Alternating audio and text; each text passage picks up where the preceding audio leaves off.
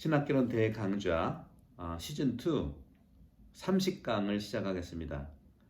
2000년기 신학에 벌써 30회 강의를 시작하고 있습니다만은 중세 신학의 정수라고 할 수 있는 토마스 아퀴나스를 시작하겠습니다.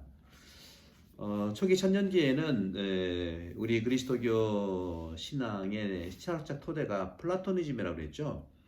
그런데 2000년대 신학은요, 아리스토텔레스를 철학을 바탕으로 하지만 아리스토텔레스가 주인공이 아니고 플라톤이 주인공이 아니고 바로 플라톤의 신학적 철학적 바탕을 수많은 교부들, 거기 오리게네스, 아우구스티누스 대표적인 그러한 교부들에 의해서 초기 천년의 신학의 구조가 토대가 되었다면, 두 번째 천년기의 토대는요, 아리스토텔레스의 그런 철학적 이해를 통해서 바로 이 토마스 아퀴나스가 가톨릭의 현재까지 나오는 신앙의 든든한 토대를 위해서 봉사한 것입니다. 그런 점에서 제가 이제 이런 점에서 여러분들에게 이제 신학개론 대강좌를 시작한 것도 그리스도 신학 입문, 제가 쓴 이 강의를 준비하기 위해서 만든 책인데, 이 책이 사실은 쉽지는 않습니다. 이 책은 인터넷 서점으로 바오로 딸이라든가 대전가톨릭대학교 출판부에 전화해서 할 수는 있는데, 여러분들 이 책을 같이 보시면 너무 좋지만 이 책 하나만을 보기에는 너무 이 책이 어려워요. 어렵다는 것은 제가 편하게 소설책처럼 읽기 편하게 쓰면 좋겠지만, 이것이 논문 형태, 자료를 형태에서 번역도 하고 또 자료도 쓰고 하다 보니까 딱딱하고 개념적이에요. 그래서 제가 이 강의를 시작한 것이고, 지금까지 30회 강의를 하면서 이 책의 40쪽 정도를 지금 30회로 하는 거예요. 거의 한 장 정도, 이 페이지 한 장과 한 장 반을 30분 강의를 하는 거거든요. 신학교에서는 이 강의를 못합니다. 신학교에서는 이 두꺼운 책 다는 못하지만 중요한 부분을 발췌해서 한 학기에 2시간씩 해서 마치는데, 일주일에 2시간씩 한 학기에 하면 15주인데 시험 빼면은 13주, 12주 되죠. 그럼 24시간 하는 거예요. 24시간 하면 40강 정도? 근데 저는 이걸 100강은 따블을 할 거거든요. 그러니까 제가 마음 편하게 하나씩 할 수 있는 내용들을 다 할 수 있고, 신학적인 그러한 훈련을 경험하지 못한 분도 이걸 통해서 신학적인 그러한 훈련이 될 수 있다는 말씀을 드리는 겁니다. 신학적인 훈련은 다른 게 아니에요. 바로 인간에 대한 경험, 그 역사를 통해서 우리가 오늘날 하나님의 뜻을 어떻게 알아듣고 살아가느냐 하는 측면이죠. 그런 점에서 여러분들 한 땀 한 땀 이 책을 강의를 통해서 보시기를 바라면서, 오늘은 드디어 13세기에 우리 중세 가톨릭 신학의 중심인 아퀴나스의 아퀴노의 토마스에 대해서 말씀드리겠습니다. 제가 이제 이 토마스 아퀴나스를 검색을 좀 몇 군데 해봤는데, 이 포털 사이트에서 했는데 출생부터 다 달라요. 출생은 1224년에서 25년 사이에, 정확히 말씀드리면 나폴리 근처, 그리고 로마에서는 한참 떨어졌습니다. 로마에서는 한참 떨어진 로카 세카라고 하는 그 지역에서 태어나셨는데, 아버지는 아퀴노의 백작이에요. 그리고 이 토마스 아퀴나스는 5살 때에 로카 세카라고 하는 나폴리 근처의 그 지역의 백작 아들로서 몬테카시노라고 하는 분도 성인이 수도 생활을 시작했던 곳에서 공부를 하기 시작했습니다. 제가 로마에 있을 때 자주 갔던 곳이 몇 군데 있어요. 첫째는 프란치스코 수도원이 이제 성인이 시작했던 아시시, 그리고 제가 이태리말을 공부한 것이 페루지아라고 해서, 페루지아와 아시시는 아주 가깝습니다. 거기 자주 갔었고요. 로마 있을 때도 로마에서부터 아시시까지는 한 2시간 정도 충분히 자동차로 가기 때문에, 2시간이면 그렇게 멀지 않기 때문에 자주 갔었죠. 그리고 자주 갔던 것이 또 로마 아주 근교인 몬테수비아코라고 하는 분도 성인이 정말 동굴에서 혼자 은수 생활을 하면서 규칙도 쓰고 하는 그런 곳인데 거기는 더 가까워요. 로마에서 한 1시간 한 10분이면 갈 겁니다. 그리고 몬테카시노는 바로 로마에서 밑으로 한 1시간 정도만 가면 될 겁니다. 1시간도 안 남, 그렇죠. 그 정도 고속도로가 있기 때문에 1시간 정도만 가면 분도 성인이 스콜라스티카 동생과 함께 좀 만났던 것이고 같이 수도 생활을 통해서도 이제 대화가 있었던 것이고 몬테카시노의 분도 성인의 그런 수도 생활이 시작된 것이고 2차 세계대전 때도 몬테카시노에 대해서는 폭격을 하지 않았어요. 그만큼 중요한 수도 생활의 유럽의 정신적 고향이거든요. 그런 곳에서 토마스 아퀴나스는 5살 때 거기에 이제 그렇죠. 분도 수도원의 학교에서 공부를 시작했다는 것이죠. 그리고 1274년에 수도원에서 이제 돌아가셨는데요. 50년을 사셨어요. 50년을 사셨지만 지금 700년, 800년 이상 저도 지금 토마스 아퀴나스에 대해 여러분께 강의하고 있고 그리고 그리스도교 신앙생활의 중심을 이루고 있는 것이 바로 토마스 아퀴나스의 토미즘입니다. 토마스 아퀴나스는요, 말씀드린 것처럼 중세의 시작과 스콜라 신학을 말합니다. 중세 신학과 중세 철학의 초기라고 할 수 있는 스콜라 신학의 초기 인물이 있고 중기 인물이 있고 후기 인물이 있는데 지난 시간에도 말씀드렸죠. 초기 인물은 캔테버리의 대주교님이시죠. 안셀모 성인 그리고 아벨라르두스 쌍벽을 이루면서 차이도 있고요. 반대적인 그런 지향을 가지고 있었죠. 그리고 중기에는 오직 토마스 아퀴나스입니다. 물론 또 있죠. 보나벤투라라고 하는 유명한 우리 프란스칸 대신학자시잖아요. 또 후기에서는 스콜라 신학의 후기에서는 바로 둔스코투스도 프란스칸 수도자예요. 윌리엄 오캄도 프란스칸 수도자예요. 이 오캄, 둔스코투스와 특히 오캄으로 가면서 유명론이라는 것은 오직 이름뿐이라는 겁니다. 말씀을 좀 써볼게요. 이따가 한번 여기가 있네. 한자를 써봐야 되겠어요. 이것은 이제 관심이 있기 때문에.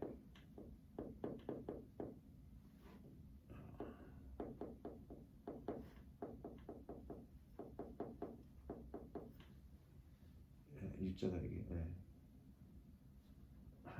죄송합니다. 유자가 유신할 때 오직 유자, 오직 이름뿐이다. 성명할 때 이름을 얘기하죠. 오직 이름뿐인 것. 그러니까 실제론을 중세 때는 얘기를 하는데 이것이 이제 나중에 또 유명론에 대해서 말씀을 드리도록 하겠습니다만은 이 스콜라 신학의 후발주자 후기 때에 둔스코투스와 특히 윌리엄 오캄에 가서는 이제 유명론적인 측면으로 이제 사실 이제 많이 희석이 됐긴 했습니다. 그런 점에서 저는 이 토마스 아퀴나스는 모든 그리스도교의 신앙 전체를 설명한 그리고 적합하게 이성적으로 추구했던 우리 신학입니다. 초기 천년이 말씀드린 대로 플라톤을 중심으로 한 그리스도교 신앙의 발전이었다면 두 번째 천년은요 아리스토텔레스의 신학을 통한 스콜라 신학의 발전이라는 측면에서 따라서 플라토니즘을 중심으로 천년의 발전 또 아리스토텔레스를 중심으로 한 또 하나의 천년의 발전 큰 토대가 그렇습니다. 그러면 3000년기에 우리 그리스도교의 가치는 어떤 철학적 토대를 가지고 발전할까요? 저는 확신하게 생각할 수 있는 것이 동양의 철학입니다. 동양 철학입니다. 동양 철학에 많은 부분들이 있죠. 그런 점에서 이 그리스도교의 발전은 제가 볼 때는 이 아시아에서 이제 일어나야 되는데 플라톤 1000년, 아리스토텔레스 1000년, 이제는 지금 3000년에 살고 있죠. 이제부터는 바로 이 동양의 철학을 수용을 하면서 또 다른 천년기를 맞이할 수 있다는 거죠. 이건 제 얘기가 아니에요. 우리 교황님, 지금 프란시스 교황님, 이전 교황님 베네딕토 16세 교황님 계시잖아요. 그분이 저랑 같은 전공인데 그분은 늘 그러셨어요. 동양의 이 가치는 우리가 마주해야 하는 그리스도교적인, 다시 말하는 대림적 성격이 있다. 대림은 뭡니까? 곧 우리가 이제 대림절 시작했죠. 대림절이라는 건 뭐예요? 대림절이라는 것은 그리스도를 준비하는 시기, 성탄을 준비하는 시기 아닙니까? 바로 동양의 가치가 대림적 성격을 줬다고 하는 것은 동양의 가치를 통해서 예수님이 드러나신다, 우리에게. 그러나 분명히 중요한 것은요, 그리스도교의 2000년의 가치를 확실하게 토대를 둬야만 대림적 성격의 동양의 가치도 대등하게 우리가 이해할 수 있다는 말씀드리겠습니다. 동양 철학화 하자는 게 아닙니다. 플라톤 철학화한 게 아니잖아요. 그리스도교가 아리스토텔레스 철학한 게 아니잖아요. 화가 된 게 아니잖아요.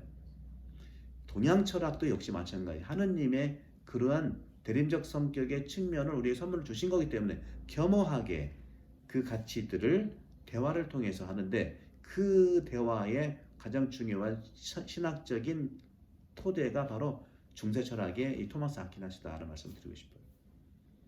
한마디로 중세 철학의 핵심은 질문과 응답을 통한 대화입니다. 저는 그래서 질문 사목자니까 우리 본당도 그렇고 한국교회도 그렇고요. 이제는 궁금하면 질문하고 응답해서 대화를 이루자는 거죠. 그래서 궁금한 것이 해소돼야 되는데, 궁금하기는 한데 질문 안 하고 대화 못 하고 하다 보니까 의심을 하게 되는 거예요. 소설을 쓰기, 이게 바로 가짜뉴스의 생산이에요. 그런 점에서 여러분들 이 신학기론 대강좌를 통해서 여러분들이 스스로 자기 수련, 자기 평생 교육을 하시기를 바랍니다. 일단은 이런 유튜브로 제가 찍어 놓기 때문에 이걸 중심으로 해서, 이걸 토대로 해서 신학적인 그러한 그 식견이 분명히 생깁니다. 여러분 안에 예수 그리스도의 진리를 하나님께서 다 남겨주셨어요. 그것이 마음이에요. 그것이 영혼이에요. 몸도 그렇고요. 그런 점들을 여러분들 보시면서 이제 한 땀 한 땀 토마스 아퀴나스에 대해서 나가겠습니다. 아마 4-5번 강의가 될 수 있을 것 같아요. 자세하게 나갈 테니까 여러분들 한번 또 보십시다. 토마스 아퀴나스는 기본적으로 요 3가지 아우구스티누스 영적 전승을 토대로 했습니다. 아우구스티누스도 역시 믿기 위해서 이해하고 또 이해하기 위해서 믿어야 된다는 명제를 말씀하셨잖아요. 아우구스티누스도 역시 플라토니즘을 토대로 하지만 이성과 신앙의 밸런스를 얘기했었어요. 이걸 토대로 해서 토마스 아퀴나스도 첫 번째는 아우구스티누스 영적 전승을 토대로 했고, 거기에 플러스 인간적 지혜를 보탰다는 것이죠. 그래서 인간적 지혜는 뭡니까? 인간적 지혜라고 하는 것은 바로 아리스토텔레스 철학의 수용이고, 수용을 통해서 발전했다는 것이죠. 그렇기 때문에 이 신비라고 하는 하느님의 계시, 신비라고 하는 성경을 통한 계시, 그러한 계시가 신비 자체인데, 신비에 대한 지성적 번역, 표현을 트랜스레이션 번역을 썼는데, 번역은 뭐냐 하면 이성을 통해서 신비를 번역해보자. 이것을 이성, 지성적 이성의 이용, 번역을 통해서, 이성을 통해서 신비를 지성적으로 이해해보고 대화하자는 거예요. 그걸 이용한 대화예요. 대화가 중요해요. 그런 점에서 여기 나와 있는 대로 신앙의 논거를 이해하기 위해서, 신앙의 논거는 뭡니까? 이거 나와 있는 이제 쭉 그 다음에 나오겠는데, 신앙의 논거라고 하는 것은 하나님으로부터 온 모든 신앙의 계시의 내용들을 얘기하는 거죠. 이게 어디 있어요? 이것이 바로 성경책에 있지 않습니까? 바로 중세 시작이었던 카를 대제도 그 제국의 일치를 위해서 3가지를 얘기했다고 그랬죠. 그 뭐 기도 안에서 일치, 기도는 뭐예요? 전례니까 전례서의 개혁 뭐 이런 것들이 있어, 일치. 또 성경을 토대로 한 것이 당연히 있죠. 두 번째로 보면 양성, 행정가도 양성해야지만 성직자도 양성해야 되는 거예요. 세상의 모든 구조가 여러분들 공무원들도 상당히 양성하고 좋은 그런 봉사직원이 있는 거지만 그 지역 그 나라를 또 이 지구를 봉사하고 있는 영적인 봉사자, 이 성직자들, 우리 참된 그리스도인의 양성도 중요한 겁니다. 세상의 봉사자, 하느님의 봉사자, 또 영의 봉사자, 그리고 결국은 이 두 가지를 계속해서 나갈 수 있도록 교육적 시스템, 이것이 이제 중세 때는 수도원을 시작으로 했고 그 다음에 대학을 중심으로 해서 계속 면밀히 나가면서 이런 토마스 아퀴나스 같은 걸출한 우리 신앙의 보물 학자를 탄생하고, 참고로 이 토마스 아퀴나스는 1224년에 태어나셨는데 100년 후에 1323년에 그 성인품에 오른 겁니다. 그런 점들을 봤을 때 이 토마스 아퀴나스는 이런 것, 아우구스티누스 전승과 인간적 지혜를 통해서 세 번째, 그리스도교와 대화하면서 무한한 토론과 무한한 사고의 출발점으로 삼았다. 이렇게 하는 이유는 뭐냐?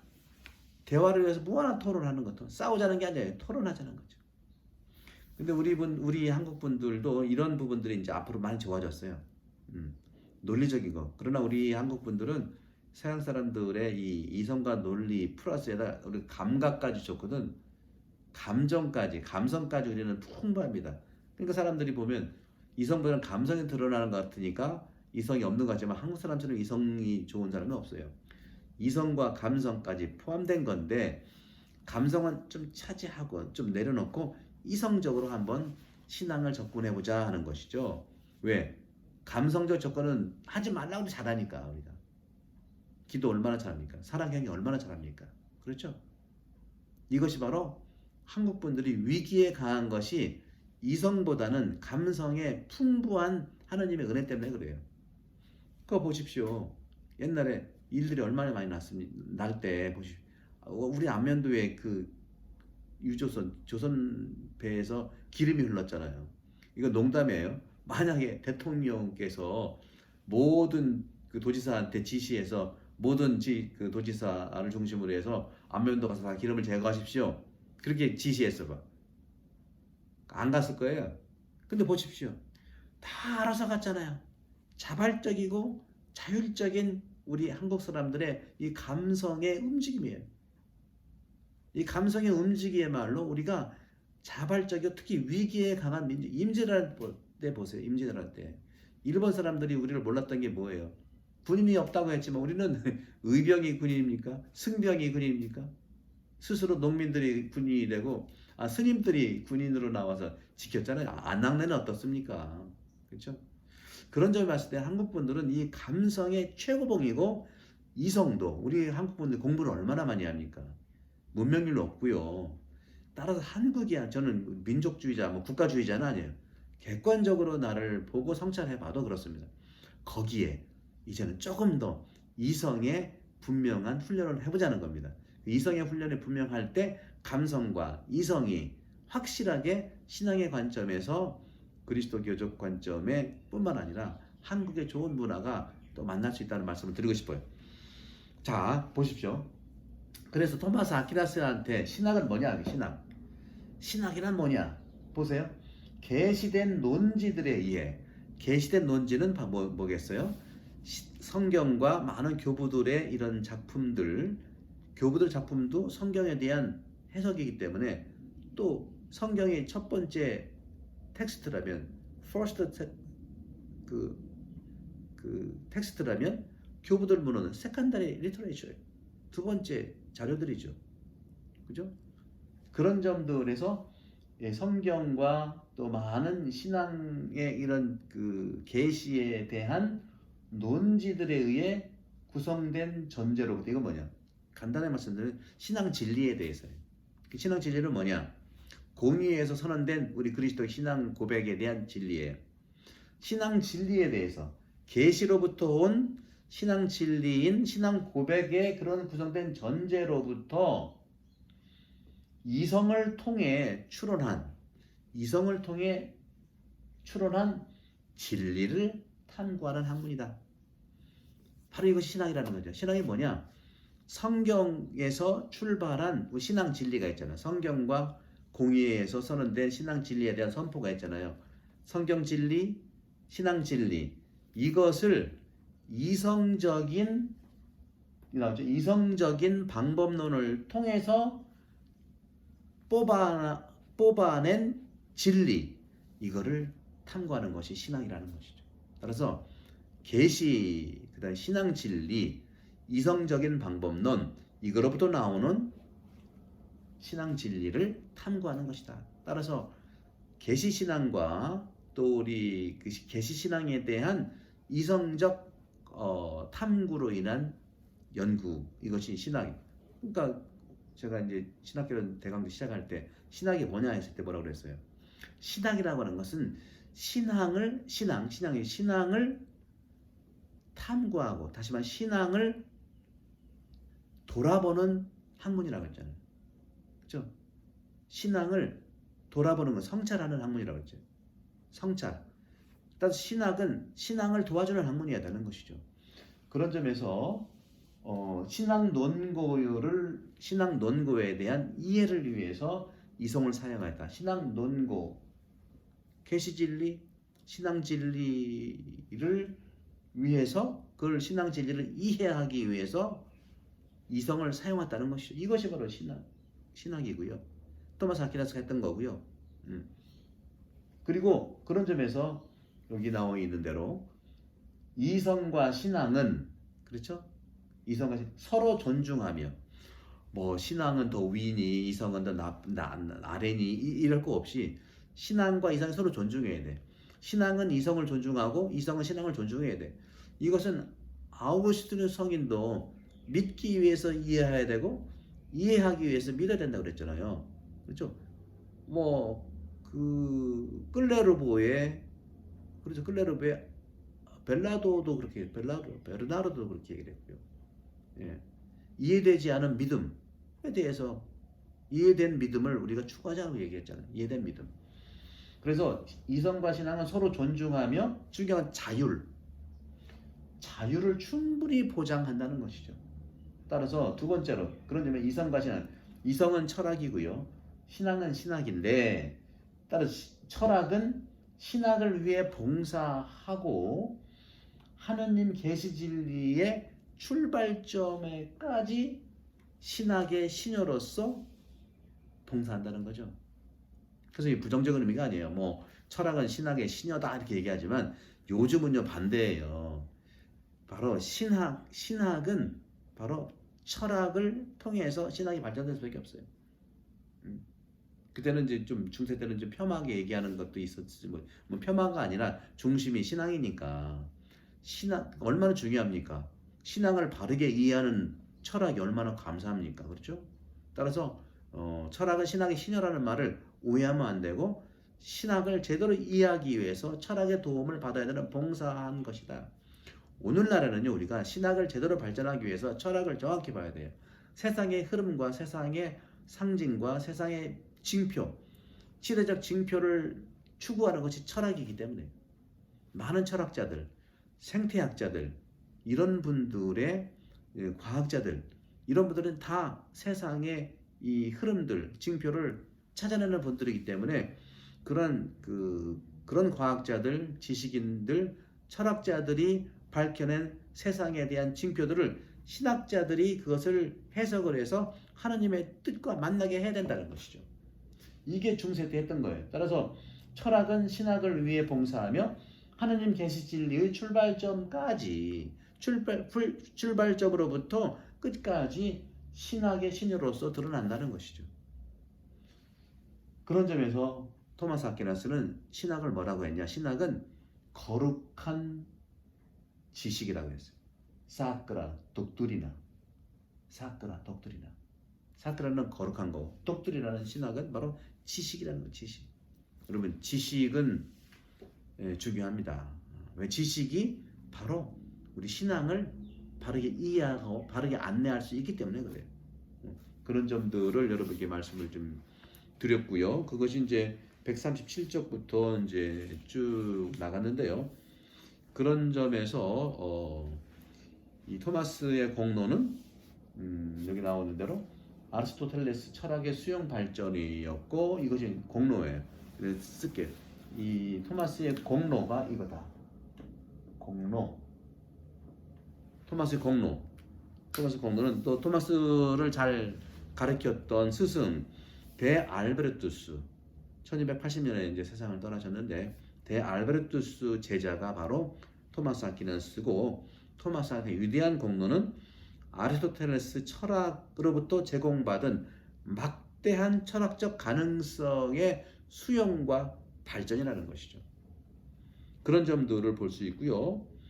또 이런 측면에서 아리스토텔레스 용어의 의미, 다시 말하면 곧 지식이라고 할 수 있는 이 교의, 거룩한 교의, 사카라 독트리나 이 교의는 바로 말씀드렸던 지식이고 신앙과 이성이 서로 존중하고 서로 자율적으로 보장한다는 것, 충분히 자율성을 보장한다는 것이죠.